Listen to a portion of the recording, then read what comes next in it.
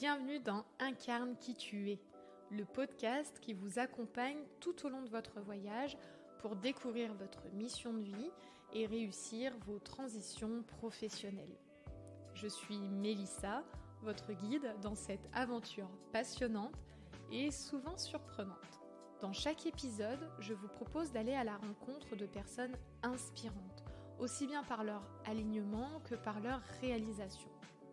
Ensemble, nous allons découvrir les défis qu'ils ont relevés et les apprentissages qu'ils ont tirés tout au long de leur parcours, et ce, pour vous aider à suivre votre propre chemin. Aujourd'hui, pour ce 3e épisode du podcast Incarne qui tu es, j'accueille Emmanuelle Lebris, qui est sophrologue et formatrice depuis 14 ans déjà, qui s'est lancée dans l'aventure entrepreneuriale pour y trouver de l'alignement professionnel et qui va nous partager son histoire. Alors tout d'abord, bonjour et bienvenue Emmanuelle. Bonjour Mélissa. Alors je suis très heureuse de te recevoir sur cet épisode du podcast. J'ai très hâte aussi que les auditeurs puissent en savoir plus sur ton parcours que je trouve très intéressant. Peut-être on pourrait démarrer par ça d'ailleurs. Je t'ai présentée comme sophrologue et formatrice depuis 14 ans maintenant, d'accord. Mais tu as eu une vie avant. Est-ce que tu voudrais bien nous partager un petit peu ton parcours avant ta vie d'indé? Alors avant de, me lancer dans la grande aventure de, l'indépendance professionnelle, j'ai été salariée pendant pratiquement, 20 ans, un petit peu moins de 20 ans, en tant qu'éducatrice spécialisée. J'ai fait une formation moi, sortie du bac, pour devenir éducatrice spécialisée. Et j'ai exercé ce merveilleux métier pendant un certain nombre d'années, avec différents types de publics, mais plus spécifiquement avec un public, d'enfants, d'adolescents, et de familles en grande difficulté. Et ce métier, enfin, pour connaître un petit peu les métiers du social, de mon côté aussi, je sais que c'est souvent des métiers qui usent. Comment toi tu l'as vécu? Parce que tu l'as présenté comme un merveilleux métier et je pense qu'on y va, effectivement au départ par élan du cœur quand même. Mais, ça a été quoi? Comment tu l'as vécu en fait et qu'est-ce qui t'a poussé peut-être à un moment donné, à changer de voie? Alors, c'est effectivement un métier qui demande beaucoup de présence, beaucoup, hem, de temps aussi. Moi, j'ai pendant de nombreuses années, absolument pas compté mes heures. Je l'ai fait, alors on va dire par vocation, comme de nombreuses personnes qui travaillent dans le social et qui accompagnent d'autres personnes, avec des difficultés particulières.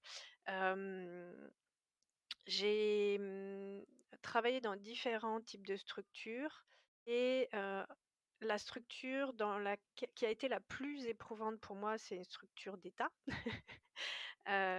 où j'avais, alors un certain nombre d'enfants en accompagnement et avec, 2 secteurs très larges, très vastes d'intervention puisque j'étais sur 2 mi-temps différents, sur des secteurs radicalement différents. Donc 2 mi-temps, ça faisait, minimum 20 heures pour chaque et je faisais toujours, toujours, toujours plus. Ah ouais. Donc avec des personnes, en charge, des familles en charge avec de grosses difficultés. Moi, j'ai vu aussi, l'évolution, des publics accompagnés. Avec une augmentation de la violence, une augmentation, des difficultés, réelles, psychologiques, sociales des personnes, avec peu de moyens qui étaient mis à notre disposition, nous les intervenants, les salariés, pour gérer ça, en fait. Mmh. Et je me suis retrouvée à plusieurs reprises en difficulté, agressée verbalement, agressée physiquement, heu et ce que je crois ce qui a été le réel déclencheur, c'est, le fait que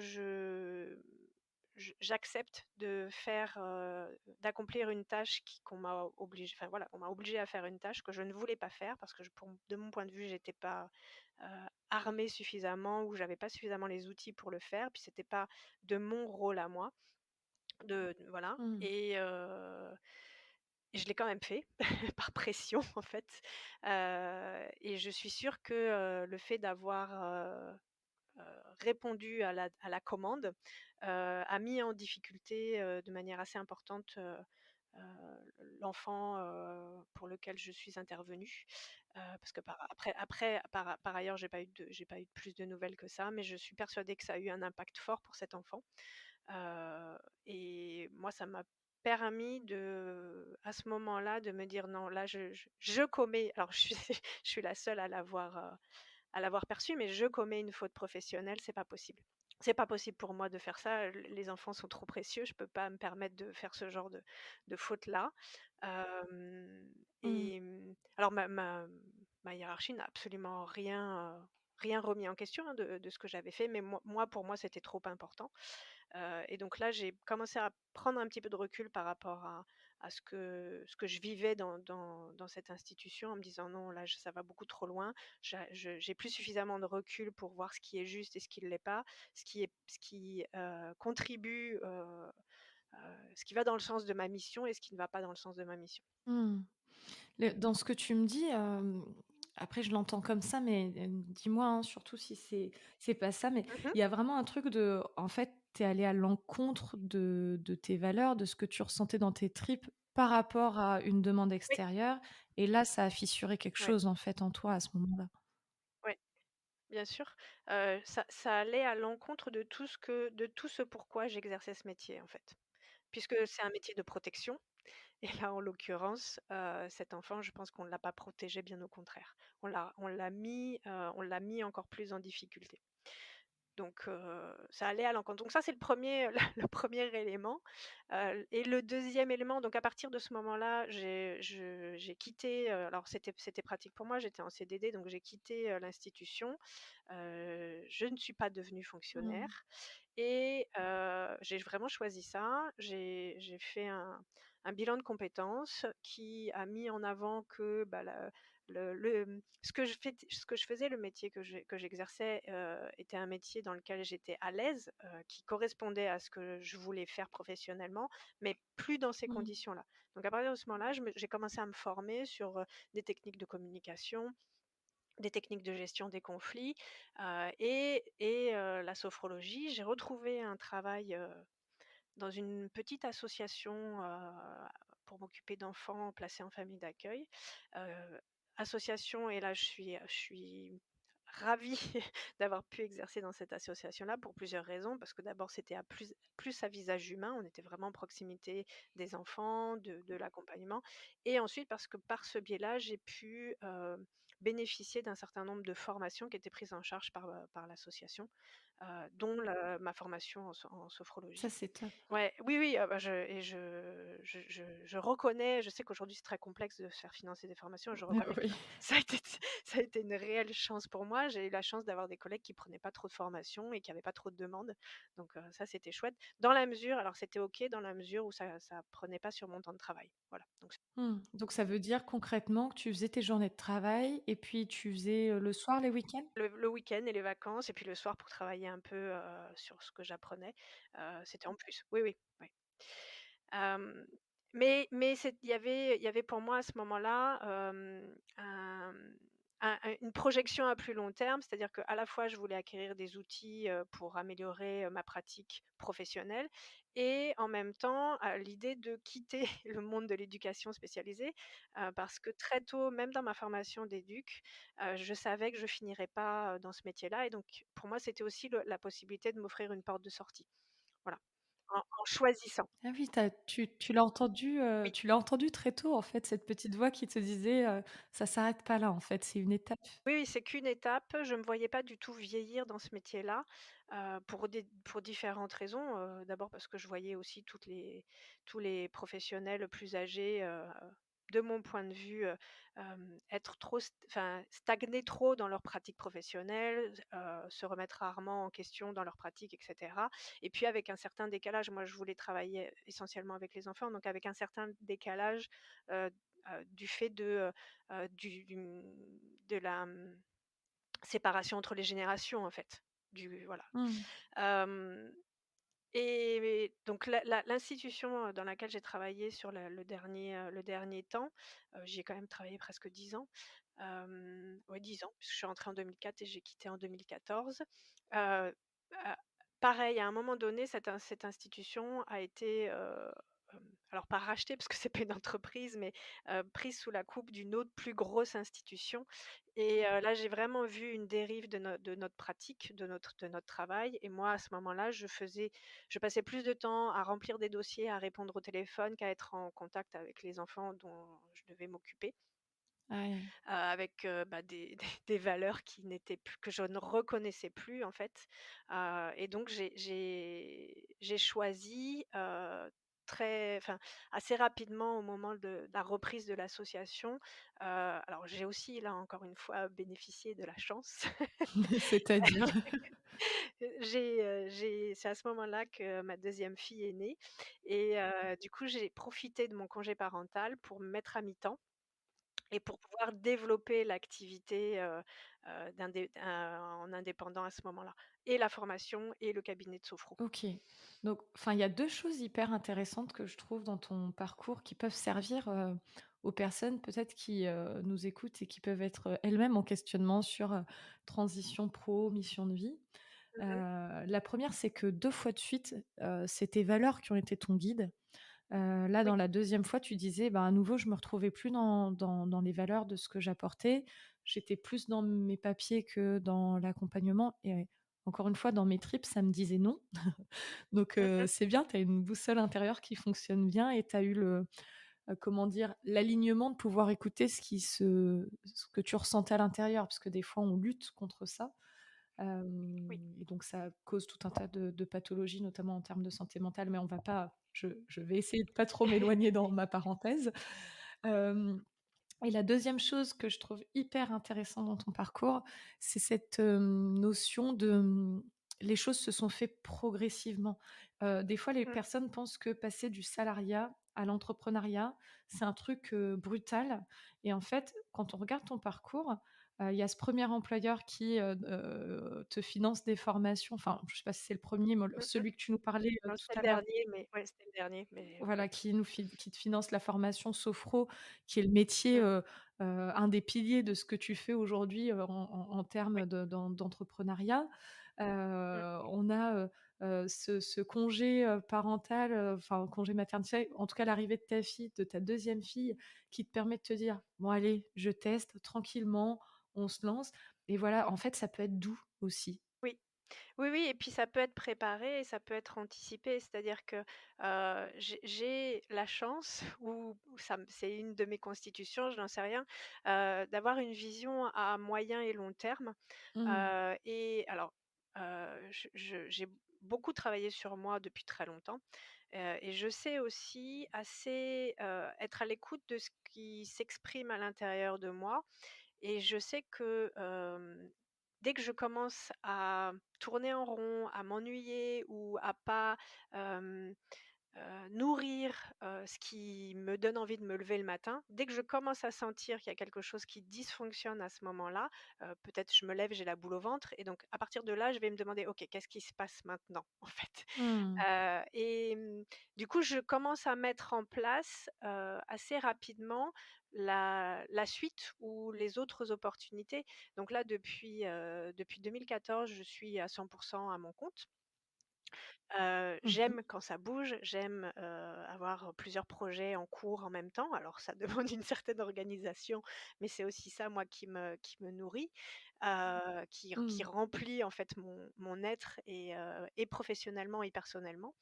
Je me nourris aussi de la relation, de tout ce que je propose.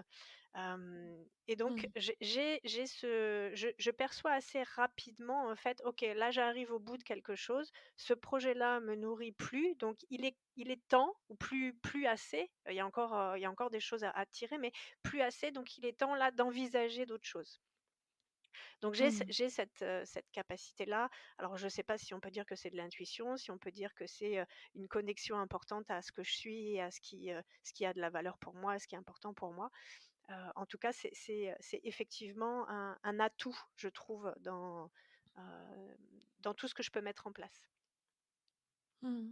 Ouais, ouais, clairement.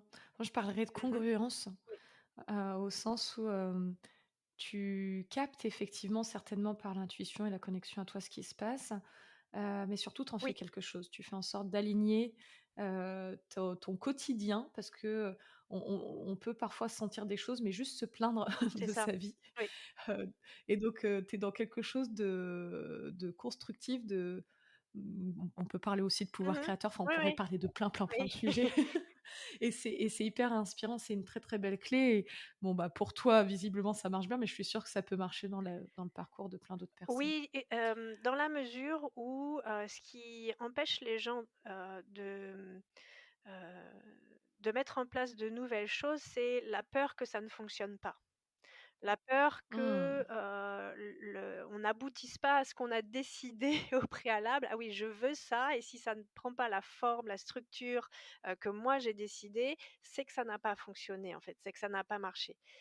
Depuis un Mmh. certain nombre d'années maintenant, «l'échec» entre guillemets, hein, parce que pour moi, l'échec est aussi constructif que la réussite, potentielle. Pour moi, les échecs sont aussi des réussites. Mmh, mmh mh. J'ai pas de peur de, ça prendra pas la forme que j'ai décidée ou je ne vais pas obtenir ce que je désire. Si ça prend pas la forme que moi j'aurais aimé que ça prenne, à ce moment-là, je me dis: «OK, qu'est-ce qui est là maintenant?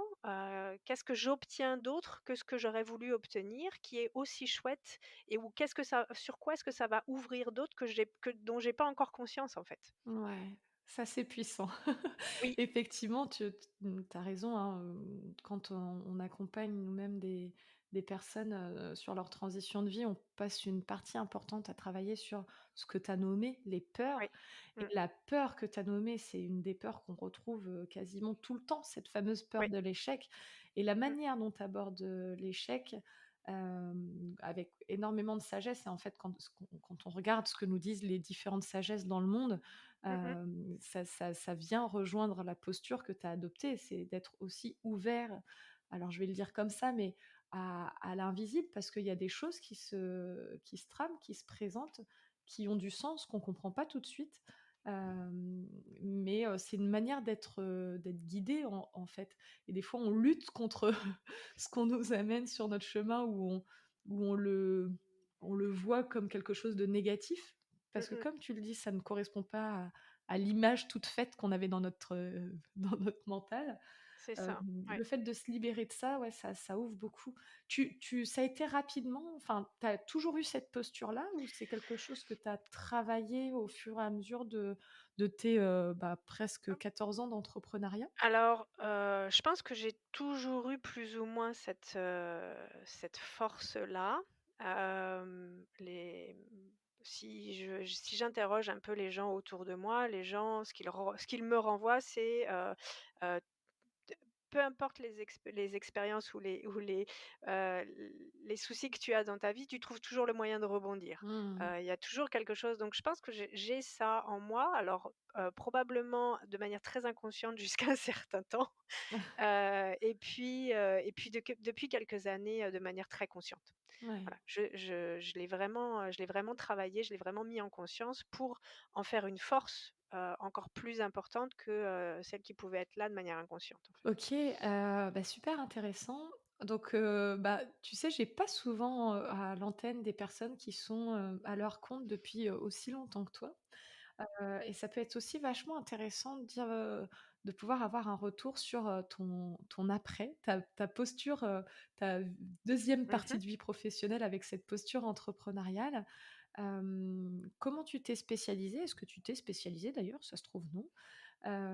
Et quels ont été les challenges qui t'ont été proposés, dans ce nouveau format? Mmh mh. Alors, oui, je me suis spécialisée puisque quand j'étais, à l'époque où j'étais éducatrice spécialisée, j'ai fait ma formation de sophrologue. J'avais besoin, de trouver une porte d'entrée qui me permettait de pouvoir recevoir des personnes, de pouvoir continuer à les accompagner, mais différemment. Mmh. Donc à côté de ça, j'ai aussi un master en PNL, mais je voulais pas l'utiliser comme une porte d'entrée. Pour moi, vraiment, la sophrologie, c'est un outil, merveilleux qui peut vraiment permettre à énormément de personnes qui ont des problèmes de stress, d'anxiété, de sommeil, enfin voilà, j'accompagne aussi, par la sophrologie, enfin grâce à la sophrologie, un certain nombre d'enfants. puisque c'est mon credo. Et je j'interviens dans les écoles, je propose des séances de sophrologie pour donner des Mmh. outils aux enfants dès la maternelle, pour pouvoir les accompagner, et vraiment leur donner des outils de gestion du stress, de gestion des émotions. Donc oui, je me suis spécialisée, de ce côté-là. Je me suis spécialisée aussi puisque, je fais aussi de la formation.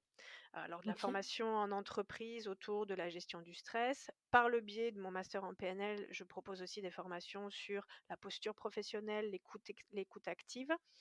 Hem, donc j'utilise mes 2 casquettes, PNL et sophrologie pour proposer des ateliers, des formations en entreprise. Et un nouveau challenge qui est apparu, qui est apparu pour moi il y a 5 ans maintenant, c'était en 2018, oui c'est ça. Alors j'avais déjà fait de la formation, pour les sophrologues, avec un ami à moi, il y a au tout début où j'ai été moi certifiée en sophrologie. Puis il a monté une école de sophro, donc j'intervenais en tant que formatrice en sophro, spécialisée par rapport aux enfants et puis à d'autres thématiques. Puis l'école a pas tenu, pour, diverses raisons et notamment, celle de la certification RNCP qui est apparue pour les plus grosses Ouais. écoles de sophro. Mmh. Donc voilà, son école a pas pérennisé, mais en 2018 avec une amie à moi, on a monté une formation. Alors au départ, on s'est retrouvés, on voulait proposer des choses pour, tout un chacun, pour les personnes lambda, pour apprendre à gérer le stress, mais avec l'idée de proposer des programmes en ligne, en fait.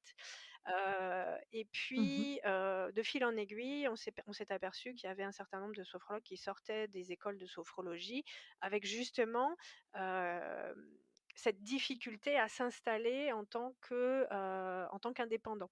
Avoir les compétences de sophrologue, c'est pas forcément avoir les compétences de chef d'entreprise. Avoir les compétences pour communiquer, Et oui. avoir les compétences pour, Mmh, mmh mh. gérer, le fait de remplir nos agendas, de faire venir les clients à nous. Mmh.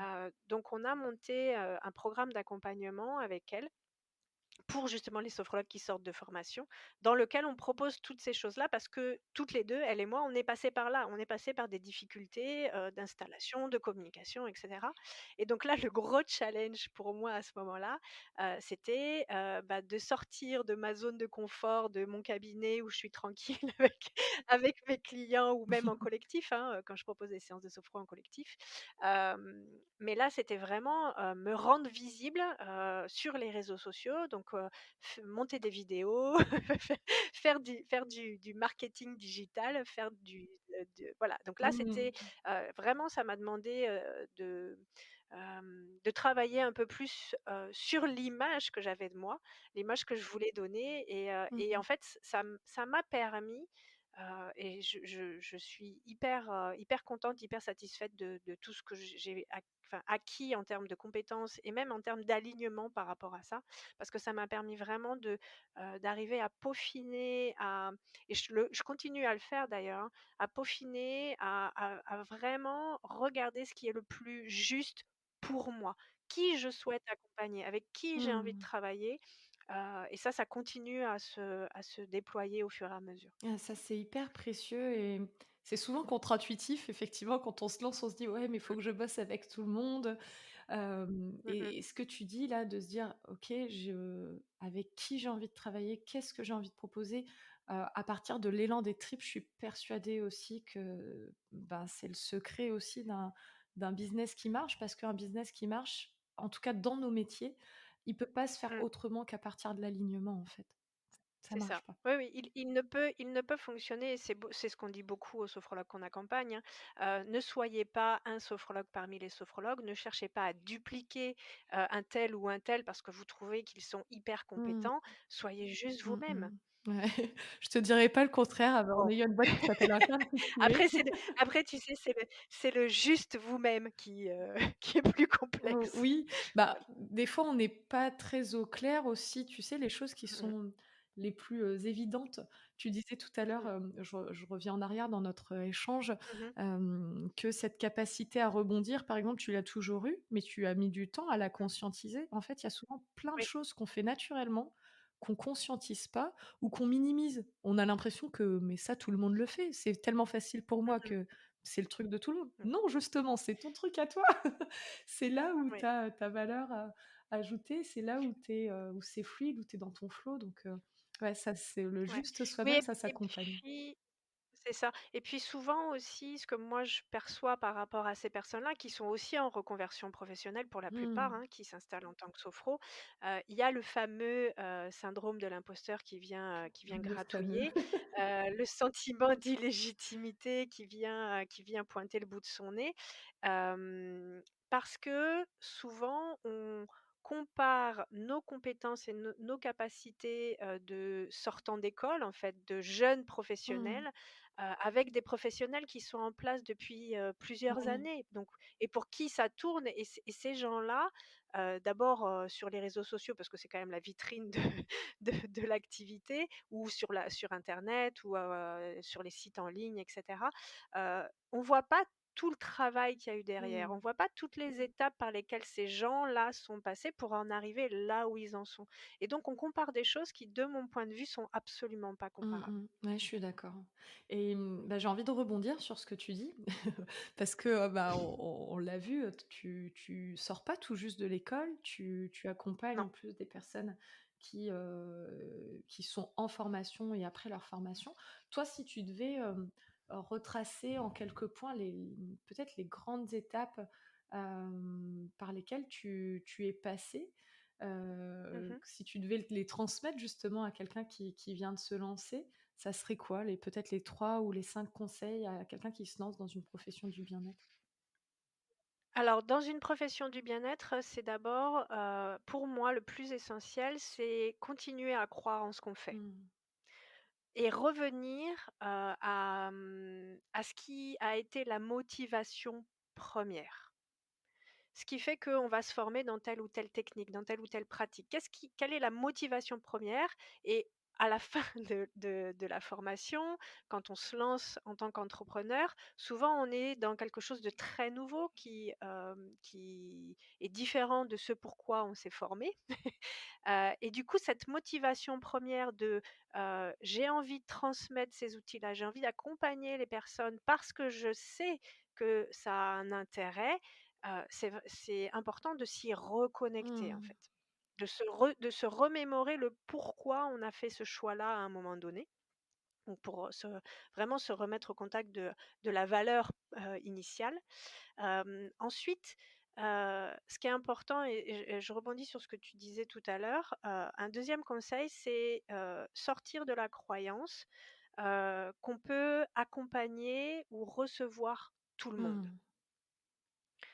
Hem, Par rapport à notre posture, par rapport à qui nous sommes, on va attirer, des clients qui sont ceux qui nous correspondent, Mmh. ceux qui vont, nous faire bouger ou ceux qui vont vibrer ou résonner avec nous.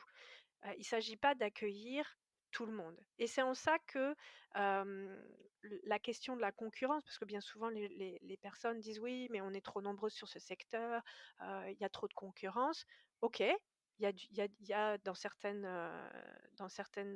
thématiques de bien-être, un certain nombre de personnes, mais si on passe son temps à regarder ce que sont les autres, ce que font les autres, on oublie de rester connecté avec nous, en fait. Mmh. Complètement. Donc ça, c'est vraiment pour moi hyper important et alors troisième chose et c'est peut-être pas la plus simple non plus, c'est oser aller regarder, quel est notre rapport, à Eh l'argent ouais. Eh aussi. oui. Parce que, quand on est salarié, bah, on exerce une tâche, on se pose pas la question, on a un salaire qui tombe tous les mois, Mmh. et c'est un salaire qui est régulier. Quand on est indépendant, ben, on donne une valeur à notre service, on donne une valeur à ce qu'on propose, et donc ça, c'est important d'aller regarder quel est notre propre rapport à l'argent. Bien souvent dans le bien-être, en l'occurrence, Heu, des personnes disent: «Mais moi je veux pas gagner de l'argent, je veux juste gagner ce qu'il faut pour être bien dans ma vie, je veux pas gagner de l'argent sur le malheur des autres, je veux pas gagner de l'argent sur la souffrance des autres». Mmh.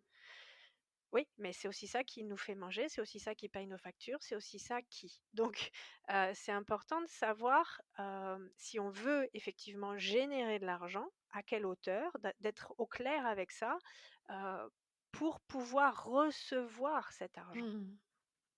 Ouais, oui. Je pense que c'est assez, enfin, comme tu dis, c'est le dernier n'est pas le plus facile et en même temps, Non, c'est ce qui va faire qu'on va passer, d'une «passion» entre guillemets à, pouvoir vivre de sa mission, en fait. c'est ça. Oui. Ben, merci pour ces précieux conseils. J'ai envie de te poser peut-être une dernière question, pour finir cet entretien.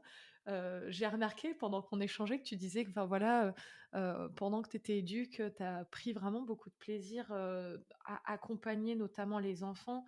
En tout cas, ce qui ne t'a pas été en tant qu'éduque, c'était vraiment pas l'accompagnement, ça a été en fait, les Mmh mh. conditions, soit administratives, soit des demandes qui étaient, contre nature, on va dire entre guillemets, contre ce que tu ressentais à Oui. l'intérieur de toi.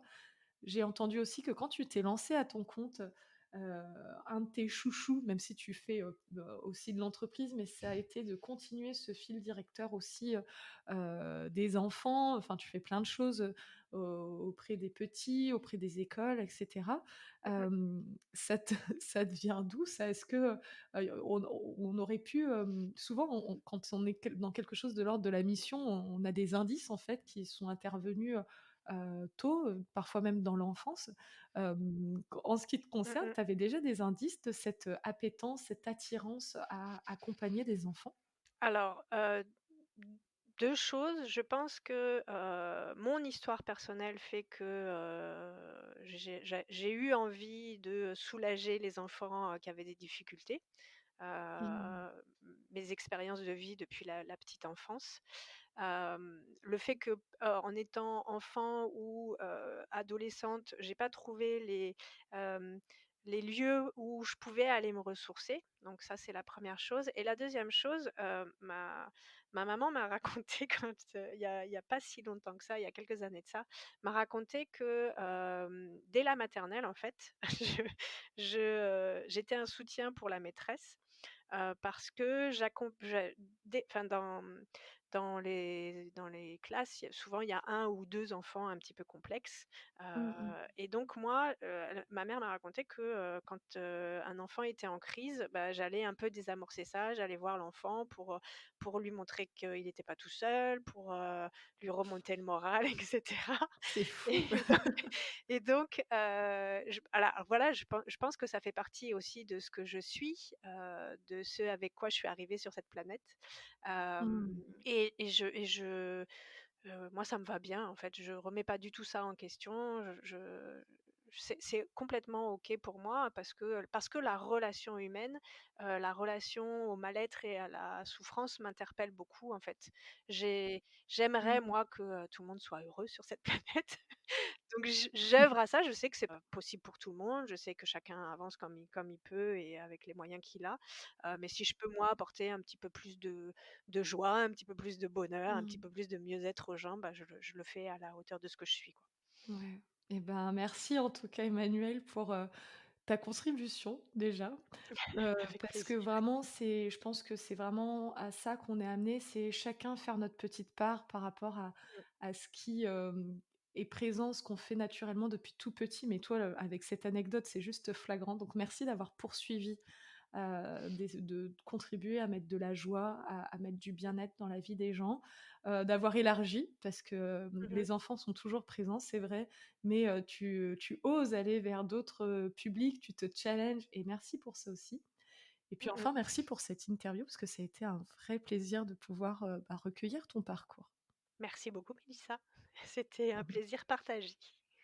Au plaisir, à très bientôt Emmanuel. À très bientôt. Si vous avez aimé cet épisode et que vous avez envie de nous soutenir, de m'aider à faire connaître le podcast Incarne qui tu es, la meilleure façon, c'est de laisser un avis 5 étoiles et je vous invite aussi à vous abonner sur nos réseaux. Ça vous permet d'être averti de la sortie des nouveaux épisodes. Je vous embrasse et je vous dis à très vite.